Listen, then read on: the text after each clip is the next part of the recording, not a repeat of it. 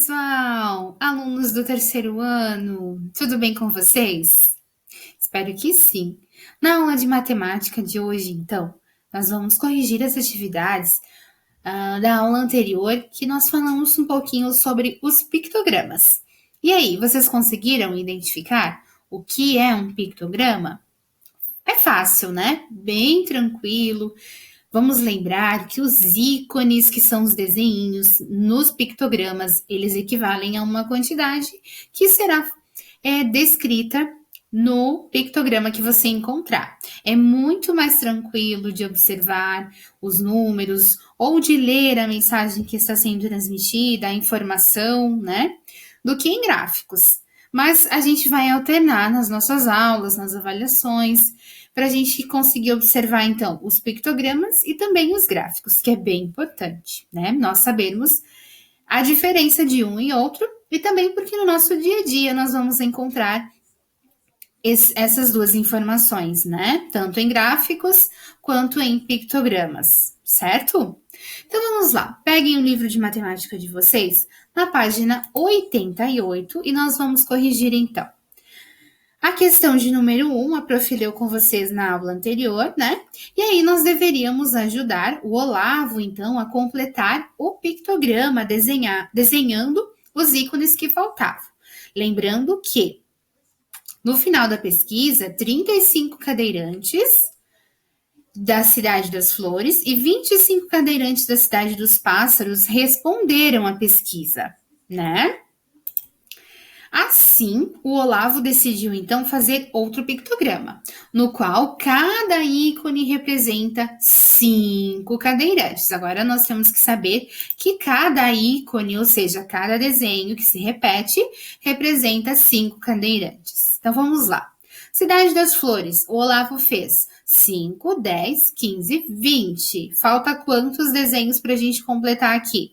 Falta mais um. Então nós vamos completar com mais, aliás, na Cidade das Flores. São 35, né? A prof confundiu aqui. 25 é dos pássaros. Então, são 1, 2, 3, 4, 5, 6, 7 cadeirantes. Então, a gente vai desenhar mais 3 que faltam, porque já tinha 4. Então, para completar 35, faltaram 3. Então, vamos conferir. 5, 10, 15, 20, 25, 30, 35. Agora sim, né?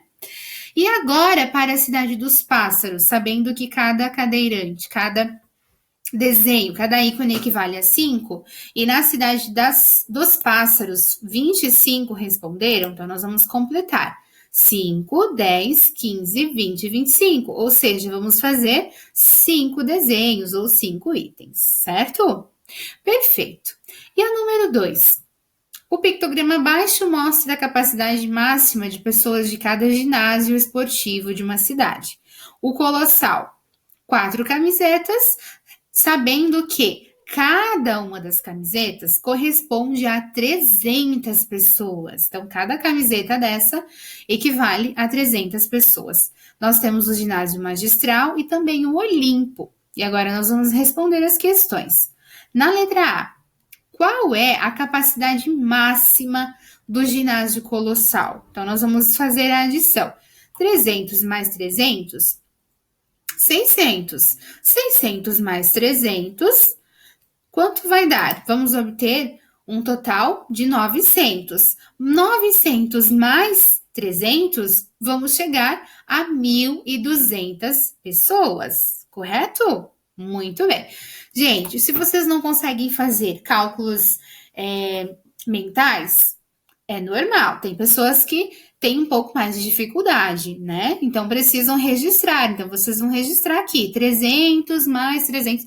Ou vocês podem utilizar a multiplicação, que é algo que nós já aprendemos. E aí, vocês vão fazer 300... ou fizeram, né? Que eu tenho certeza que alguns já fizeram, porque vocês são muito inteligentes, e multiplicar, então, 300 vezes o 4. E aí, depois, 300 vezes o 3, 300 vezes o 2, que vocês saberiam também a resposta correta, tá? Então, na letra B, o problema pede para nós a capacidade máxima do ginásio magistral. que tem, representando aqui, 3 ícones, que equivale a 300 pessoas. Então, nós vamos adicionar, multiplicar, para descobrir e vamos chegar ao resultado de 900 pessoas. Já o Olimpo, 2 camisetas, então vão ser 600. Mas a pergunta aqui é: qual dos ginásios tem a menor capacidade, ou seja, que comporta menos pessoas? É o ginásio Olimpo, que corresponde a somente, ou que comporta somente 600 pessoas, o que é um número menor, e a gente consegue observar também pela quantidade de camisetas, né, representadas no pictograma, certo? E a próxima? A diretora de uma escola de idiomas quer saber o número de alunos matriculados nos cursos de espanhol, inglês e francês no mês de janeiro. Sua assistente fez, então, um pictograma para mostrar esses dados. Então, na letra A, sabendo que 600 alunos se matricularam no curso de inglês, complete o pictograma com o número de alunos correspondente a cada ícone. Então, agora, turma, é diferente. Agora nós sabemos que no curso de inglês, que é esse daqui, 600 alunos se matricularam. O total, somando todos esses alunos aqui, porque cada ícone corresponde a uma quantidade de alunos, nós vamos obter 600. Mas a pergunta é: quanto cada bonequinho desse desenhado corresponde a alunos matriculados? Nós vamos ter que pensar. E vocês chegaram a que resultado? Aqui cada bonequinho correspondia a 200? Parabéns, vocês acertaram. Então, na letra B, a pergunta é: quantos alunos se matricularam no mês de janeiro no curso de espanhol? Então, agora que nós já sabemos, devido a essa informação aqui de cima, nós conseguimos chegar ao resultado de 200, certo? Agora nós vamos conseguir responder as outras. E no curso de francês? Então, basta nós contarmos agora, ou somarmos, né? O espanhol, 200 mais 200, 400. Então, 400 alunos para o curso de espanhol. Já para o francês, somente um representante aqui de desenho, ícone, ou seja, 200 alunos somente. Certo? Muito bem. Então, falamos um pouquinho sobre os pictogramas. Ele está muito presente nas nossas aulas de matemática, porque é importante nós sabermos sobre ele, né? Então, agora, hoje, nós vamos falar um pouquinho sobre o nosso tema 2, que são as figuras planas. Vocês sabem o que são figuras planas? São aquelas figuras não espaciais que nós aprendemos, né? Que nós não conseguimos ver todos os lados, aliás, né? Nós não conseguimos ver ela em 3D ou manusear todos os seus lados, visualizar todos os lados, todas as vértices. As figuras planas, elas estão no papel, né? Nós identificamos ela como plana, porque nós consideramos ela como aquelas figuras que nós apenas desenhamos, ou quando a gente fez e aprendemos as planificações. As planificações, nós temos somente uma figura plana, e aí a gente monta a planificação e vamos obter uma figura não plana, onde é possível nós olharmos, tocar todos os lados, todas as vértices das figuras não planas. Já as figuras planas, não, é aquela que está desenhada no papel.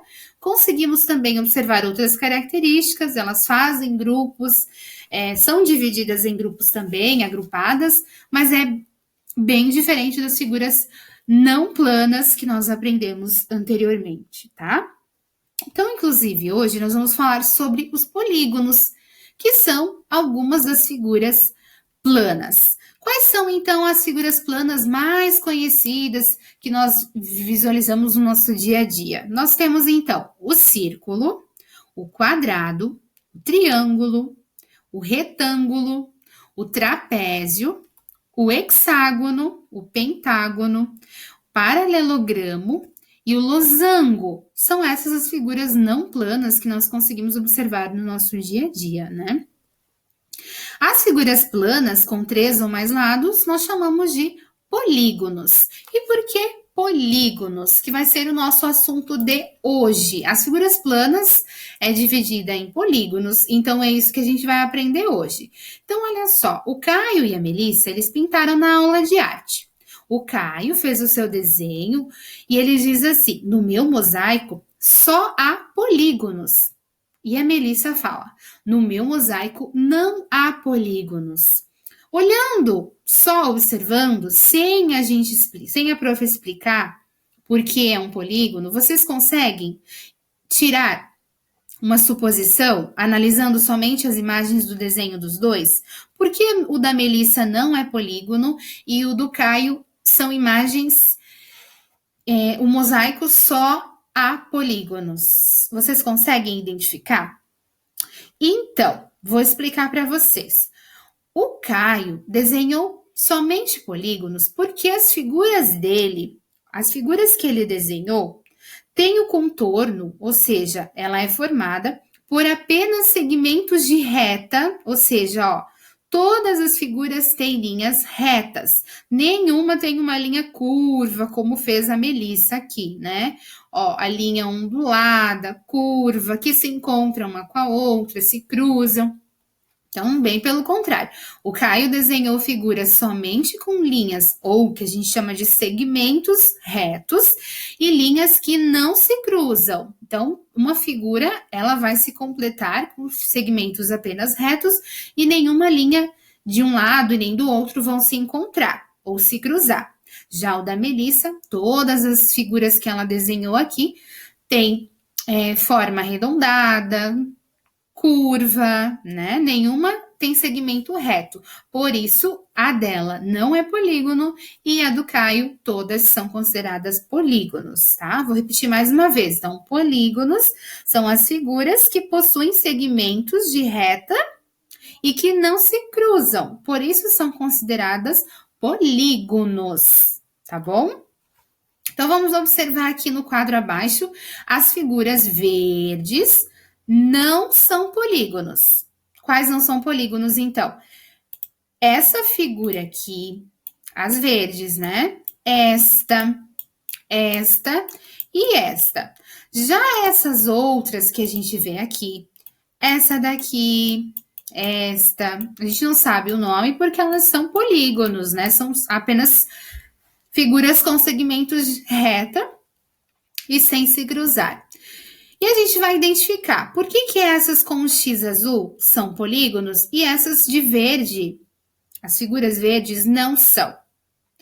Por quê? Vocês já podem utilizar essa resposta da prof para descrever aqui, já que nós não conseguimos conversar com um colega, né? Ou vocês conseguem conversar com alguém aí próximo de vocês. Não são polígonos por quê?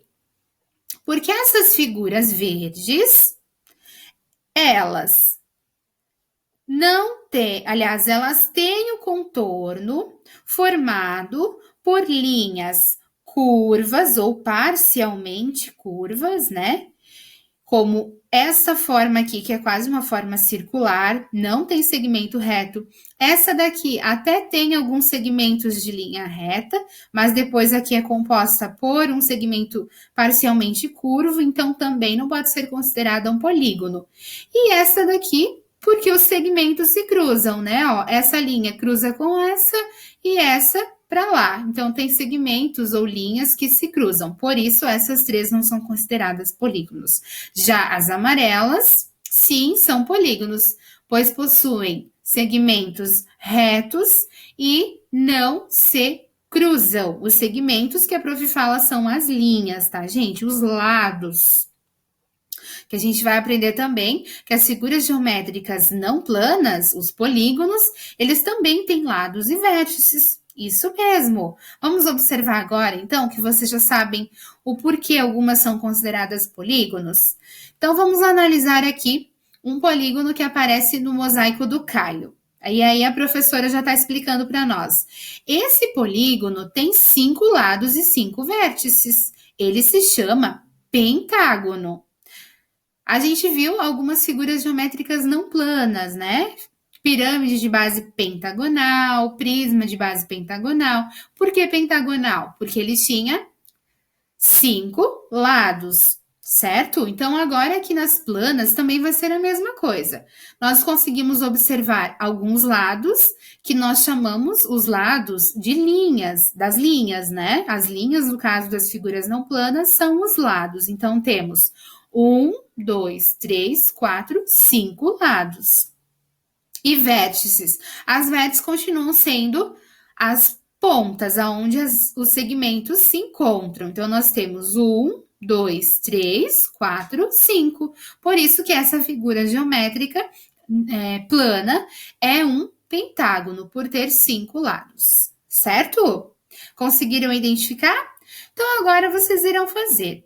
Aqui, no triângulo, vocês vão escrever nos quadros abaixo o número de lados, ou seja, linhas, e o número de vértices, ou seja, aonde as linhas se encontram, as pontinhas, dos polígonos que aparecem aqui no mosaico do Caio e que eles estão aqui para nós escrevermos o total de lados e de vértices, ok? Então, vocês vão fazer essa, que na próxima aula a gente corrige. Farão também a atividade número 1, onde vocês deverão marcar com um X a figura geométrica que não é um polígono. Tem uma aqui que não é um polígono. Qual é? Analisando o que a gente acabou de aprender. A próxima página, temos a questão de número 2. Aqui está pedindo para vocês montar, mas como a gente já montou para realizar as atividades anteriores, vocês podem utilizar para fazer essa daqui, né? Porque ele já está montado. Então, vocês vão montar e depois vão analisar. Contornar a base dessas figuras do cilindro, do cone e do quadrado em uma mesa, né, com a base apoiada sobre ela, e vocês vão contornar a base delas. E depois responder qual desses contornos é possível traçar com uma régua. E a letra B, quais contornos não são possíveis de traçar com uma régua? Bem tranquilo, né? No desafio da abertura, vocês vão procurar lá na imagem um objeto que possua todas as faces abaixo, que tenha 2 triângulos e 3 retângulos. E vocês vão marcar com um X esse objeto e vão pintar as figuras abaixo com a mesma cor do objeto da imagem de abertura. Então, primeiro vocês têm que descobrir qual é para saber de que cor deverão pintar aqui, tá? Cada uma dessas figuras planas. A 3. O mosaico abaixo é composto de 4 peças iguais, formadas por figuras planas. Quais figuras compõem cada peça desse mosaico? Quantas figuras de cada tipo foram desenhadas no mosaico completo? Então, primeiro vocês vão ter que identificar quais figuras planas vocês vão encontrar aqui, em cada um desses de 4 peças do mosaico. Depois vocês terão que contar. Por exemplo, tivesse o círculo. Quantos círculos tem nos 4 conjuntos, nos quatro mosaicos, nas peças? Vocês vão contar e colocar aqui a quantidade correta de cada um, tá? Primeiro de cada peça e depois do conjunto, né? Como tá pedindo aqui. Quantas figuras de cada tipo foram desenhadas no mosaico completo? Então, primeiro vocês vão pontuar e contar quanto há em cada uma delas. Depois, tudo junto, tá? Faça o que se pede. Desenhe na malha quadriculada ao lado o percurso que César fez, sabendo que ele andou apenas sobre as linhas da malha. Então, vocês vão tentar descobrir qual foi o percurso que ele percorreu e depois responder aqui. Porque o percurso que ele percorrer vai formar uma figura geométrica e vocês vão ter que responder aqui depois, tá bom? Então, façam aí. A 5. Luiz recortou cada uma das figuras na linha tracejada que ligava 2 vértices, obtendo 2 outras figuras em cada recorte.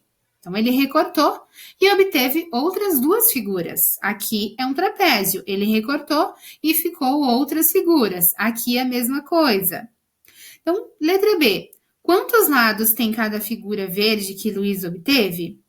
Quantos lados tinha a figura laranja que Luiz recortou? E quantos lados tem cada figura laranja que Luiz obteve? Aqui correspondente a uma e aqui correspondente a outra, né? Para vocês não se perderem nas perguntas. Certo, gente? Então, por hoje é só. Vocês irão realizar essas atividades no dia de hoje. E a prof também deixou como tarefa para vocês não esquecerem e reforçarem a multiplicação. Uma ficha adesiva para vocês fazerem no caderno e que na próxima aula nós vamos corrigir, tá bom? Então façam, se dediquem, não esqueçam da tabuada, gente, vem novidades por aí, divisão, e precisa muito que vocês saibam a tabuada. A prof já vai falando desde agora. Estudem a tabuada e essa é uma forma de estudar, resolvendo problemas de multiplicação, tá? Então façam, se dediquem, que é o melhor para vocês, certo? Um beijo e até a próxima aula.